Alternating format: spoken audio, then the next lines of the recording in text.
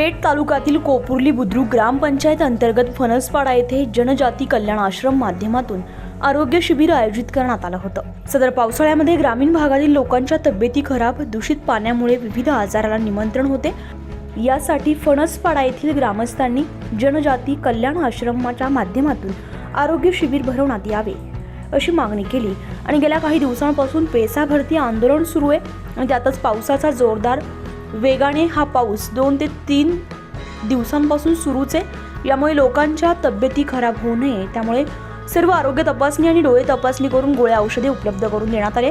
हे सर्व जनजाती कल्याण आश्रमाच्या माध्यमातून समाजसेवेसाठी कधीही उपक्रम राबवले जातात। या शिबिरामध्ये सहभागी आजूबाजूच्या गावातल्या लोकांनी 200च्या अधिक नागरिकांनी उपस्थिती दर्शवली आणि लाभ घेतलाय। जनजाती कल्याण आश्रमाच्या माध्यमातून आरोग्य इतर समाजसेवेचे कार्य सतत चालू असते। यावेळी उपस्थित समाजसेविका दीपाताई ब्राह्मजा आणि डॉक्टर टीम, इतर सहकारी देविदास भाऊ, कैलास गारे, शिवदास पाडवी, गणेश चौधरी, विलास राऊत, देवेंद्र भरसट, विशाल भरसट, राहुल गाडवे, सागर चौधरी, सोपान पवार आदी उपस्थित होते।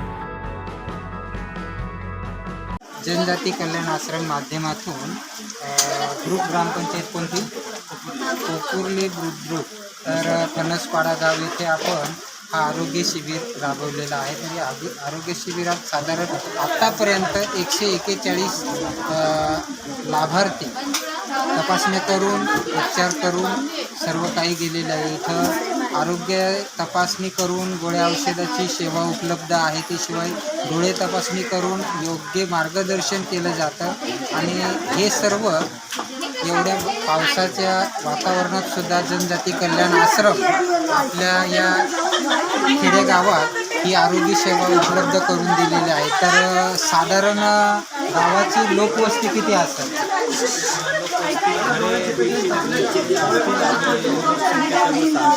600 लोकसंख्या आहे। तरी सर्वसाधारण हा जो परिसर आहे हा ग्रामीणमधून येतो आणि ह्या ग्रामीण परिसरात आपण बघितलं तर ह्या टायमात लोकांची शेतीचे कामं खूप चालू आहेत। तरी ह्या माध्यमातून कल्याण आश्रमाचं फार मोठं योगदान।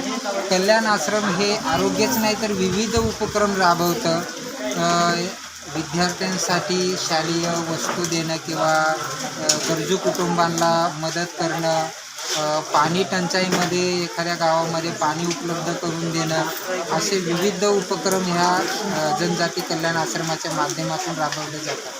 तर आपण बघतोच आत्तापर्यंत 141 लाभार्थी आरोग्य संदर्भात तपासणी करून गेले।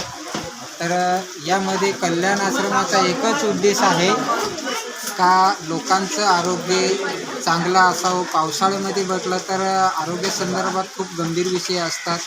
डाळ वांते किंवा थंडी ताप असे अनेक प्रकारचे आजार उद्भवतात। म्हणून कल्याण आश्रमाचा उद्देश आहे का तुमचं आरोग्य चांगलं असेल तर तुम्ही सर्व काही गोष्टी करू शकता।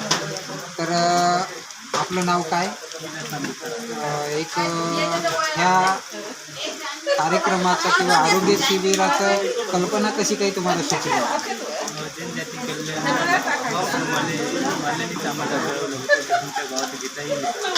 तुम्हाला ही कल्पना कोणी दिली? बरं, आपण दीपाताईंचं म्हटलं तर दीपाताईंचं खूप मोठं योगदान असतं सामाजिक कार्यक्रम। 24 लाईव्ह महाराष्ट्र न्यूजसाठी धर्मराज चौधरी, पेठ।